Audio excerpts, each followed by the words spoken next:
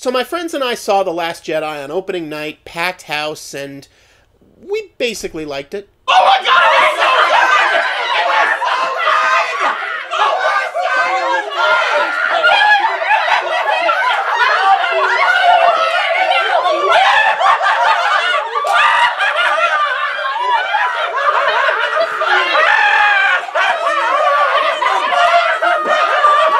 And the audience we saw it with had a similar response. So we record our vlog, we finish up, Brianna checks Twitter on her phone, and you know, opening night, The Last Jedi's trending as you'd expect. As you wouldn't expect, or at least as we wouldn't expect, people were overwhelmingly dissing it. At first we thought, they're just trolls being contrarian, but over the coming days we find out that no, a lot of people, especially hardcore Star Wars fans, really hated this movie. Imagine our surprise. Someone even started a change.org petition to get it removed from the canon, and then apologized for doing so, admitting that it was just the heavy pain medication talking. And look, everyone's entitled to their opinion. If you didn't like it, you didn't like it. But usually, even with a lot of films that I love, I can understand why someone wouldn't like it. Here, that's just honest to God beyond me. And I gotta tell ya, I haven't really heard any good objective reasons why people think it sucks. It seems like there's been way more bitching about it not adhering to the rules of the universe than criticizing the actual storytelling choices on any actually important level. So with that in mind, I hereby present the top 12 hottest takes on The Last Jedi! Brought to you by Pain Medication. No pain, no brain. Number 12! The Finn and Rose subplot took too long and didn't affect anything! This is lowest on the list because it's the closest thing to a valid complaint since, yeah, I can't quite get over the idea that plot-wise it's really only in the movie to give Finn something to do. And yeah, the chase with those kangaroo horse thingies does go on a bit long, but I would still argue that the whole sequence has tremendous tonal and thematic significance. We haven't really discussed class disparity in Star Wars yet, and it's nice that we finally are. And the idea that this poor Dickensian stable boy urchin is gonna be the next Jedi speaks to Rey's theme, which, trust me, we'll get to later. Even the fact that Finn and Rose ultimately fail on their mission, rendering the entire subplot pointless in sheer plot terms, speaks to Yoda's message that even failure can lead to enlightenment. Again, though, I acknowledge that this is one of the more subjective complaints, but personally it worked for me. Number 11! Why did Kylo Ren have to be shirtless in that one scene? Well, the in-universe reason is those telepathic Skype calls happen randomly and not always at opportune moments. But really, it's because producer J.J. Abrams was trying to bring balance to the Force after Alice Eve. If you didn't complain about this, kindly shut up. Number 10! Why did Poe have to be wrong about everything? Because that's one of the many great ways this movie subverts itself and subverts war movie tropes in general. Based on everything we know about war movies, everything about Poe and Holdo's relationship in the first act tells us that Holdo is wrong and old and out of touch and she's being too cautious. And this young maverick hotshot Poe Dameron is gonna save the day by defying her orders and proving himself right all along.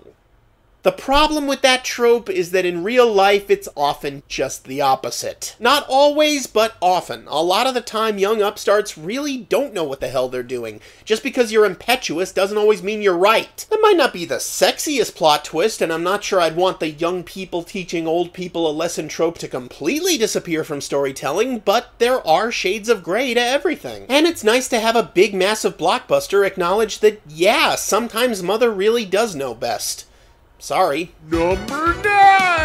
The bomb bay doors opened without the air being sucked out! This is a movie series where things explode in space. You know, space where the oxygen isn't. Explosions aren't possible without oxygen! Why only now are you fixated on the science of a movie where all the space wizards are telekinetic hypnotists with laser swords? Speaking of which... Number 8! Luke called lightsabers laser swords! Yeah, he's old and bitter. We tend to needlessly deconstruct shit when we get old and bitter. Just like you're doing for this movie. You see the problem here? Number 7! Laura Dern's purple hair is stupid! Mos Eisley had a fucking werewolf.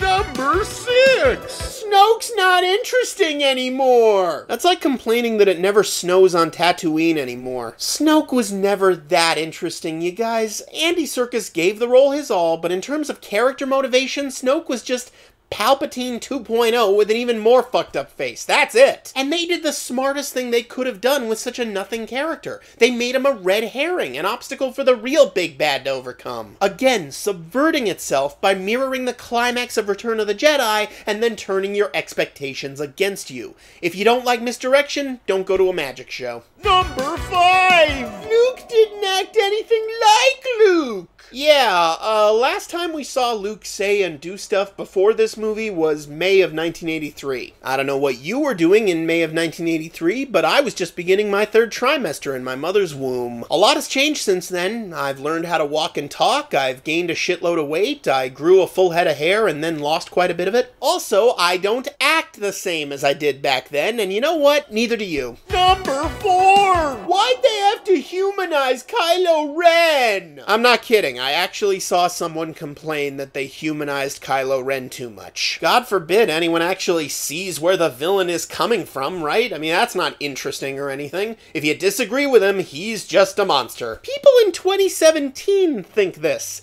Real people from humanity. The species that invented the light bulb 138 years ago and went to the fucking moon almost 50 years ago still has people who think this. You figure it out. Number 3! All the men are incompetent and all the women are hyper-competent. Okay, setting aside how much of a whiny, dateless MRA walking, talking birth control pill you'd have to be to even consider that a problem, it's not even fucking accurate. Were you in the bathroom during that scene where Snoke is torturing Rey and she's helpless against him and she needs Kylo Ren to bail her out? Which he does? And was your spastic Mountain Dew-soaked bladder acting up again when Luke saved everyone's asses at the end of the movie? You know, Luke, a man with a penis and everything? At least I assume he has a penis. I mean, technically they're all aliens. We don't know what they've got down there. Deviant art. Oh, God! Number 2! They ruined the mystery of Rey's parents! No, they didn't. They answered it. So, the only way Rey is interesting to you is if she's related to someone else? Was the whole movie just a geneticist jigsaw puzzle to you? Do you think it's impossible for someone to be a Jedi without Skywalker blood? Where do you think the rest of the Jedi Council came from? Wasn't the notion of the Force being tied to your blood one of the big things we all hated about the Phantom Menace? Haven't you ever seen Ratatouille? Not everyone can be a great artist, but a great artist can come from anywhere. Space wizards do not have to be the fucking royal family. It's like being a wizard in the Harry Potter universe. You don't have to be related to someone. Sometimes it just happens. And you're all basically acting like Slytherins calling Rey a mudblood. I mean, the same people who say Snoke was interesting because he was big and powerful are calling Rey uninteresting because she's an orphan. Do you know what characters are? I mean, I'll grant you, maybe they shouldn't have set up Rey's parentage as this big important thing quite so much. That's the problem with J.J. Abrams' mystery box storytelling. If you set something up as a mind-blowing secret and it turns out to be mundane, people feel way more ripped off than if you just told them the mundane thing in the first place. Like when he built up Cloverfield and it was just a generic monster. Or when he built up Super 8 and it was just a generic monster. But even then, I still think this reveal works. Star Wars has been built around twists like Vader is Luke's father, and Leia is Luke's sister, and Kylo Ren is Han and Leia's son, and Jar Jar is Chewbacca's uncle for so long that the only way to surprise us anymore is by saying someone's not related to anyone. Star Wars hasn't existed in anything remotely resembling a vacuum in over 40 years. We're all bringing our expectations to it, and I want the filmmakers to challenge those expectations. If all they do is give us what we think we want all the time, where's the fun in that? And the number one hottest take on The Last Jedi is a tie between the Leia Superman scene didn't make sense and Luke astral projecting didn't make sense. It's the Force, bitch! Now, I know you want to respond to that with, "That's not how the Force works." Go ahead, say that. Say exactly that to your screen right now. I'll wait. Did that feel good? Good. Here's the thing, though. Han said that line to Finn, someone who knew less about the Force than he did. By all means, you can tell me that's not how the Force works, but would you say that to Luke or Leia? Would you have the balls to look Leia Organa or Luke Skywalker dead in the eyes and tell them how the Force does and doesn't work? And before you condescendingly remind me that they're fictional characters, yup! They're fictional, the Force is fictional, none of this is real, and they can make up the rules as they go, just like George did! I know it's easy to forget this because you didn't question any of this shit when you were a kid, and now you do, and that's somehow the movie's fault, but from day one, the Force has always been a gigantic, unapologetic, all-purpose deus ex machina. We killed off Obi-Wan, so how would Luke talk to him? The Force has ghosts now! How do we make the Emperor even more threatening?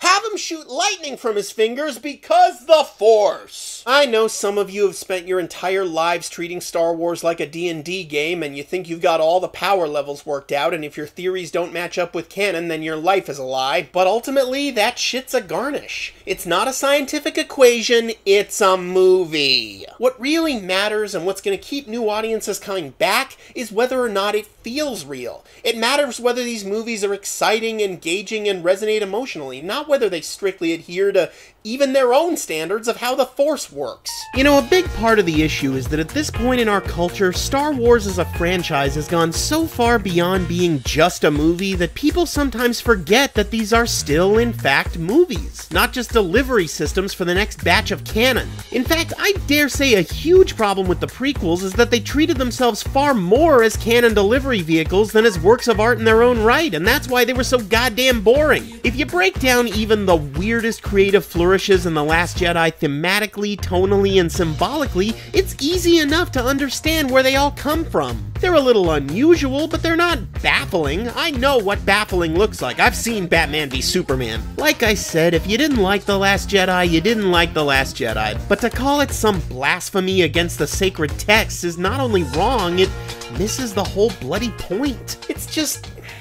You know, I really love The Last Jedi, you guys. Rian Johnson managed to create something that absolutely feels like a Star Wars film and absolutely is its own unique work of art. The guy's got the goods. He's easily the greatest visionary to helm a Star Wars film since 1977 era George Lucas. Apparently, Disney loves what Johnson has done so much that they've commissioned him to spearhead the next Star Wars trilogy, presumably episodes 10 through 12. And I really still want that to happen. I don't want Disney to change their minds on that because of some entitled fanboys who only think they know how the Force works. Especially since I know deep in my heart that time will be extremely kind to The Last Jedi. A lot of people were turned off by Empire too when that came out, and look what happened. I mean, is this how DCEU apologists feel like all the time?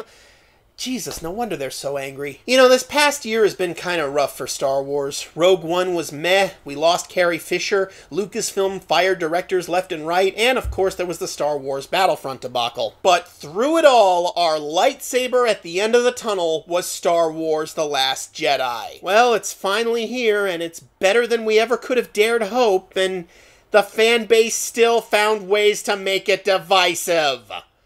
2017, ladies and gentlemen. You know, I will say this, though. People either seem to love this movie or hate it. We haven't gotten that from a Star Wars movie in quite some time. I mean, Force Awakens wasn't really a divide between love and hate, it was a divide between love and meh. And as we all know, the prequels were a divide between admitting they sucked and living in denial. It's just a little pointless, it's still good, it's still good, it's just a little stupid, it's still good, it's still good, it's just a little... It's still good, it's still good! With this movie, love it or hate it, you have an opinion on it. And that's infinitely preferable to a bland movie like Rogue One that just kind of goes right through you without leaving much of an impression. And at least we can all agree on one thing. That Yoda scene was fucking awesome! Yoda! Yeah, yeah, yeah, yeah, Yoda! Yeah, yeah, yeah, yeah, Yoda! Yoda! Yeah, yeah,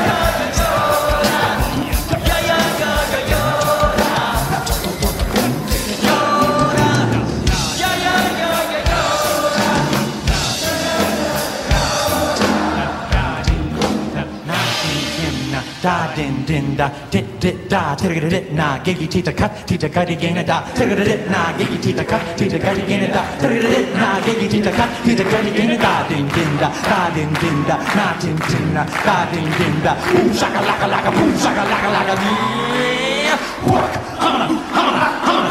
papa papa well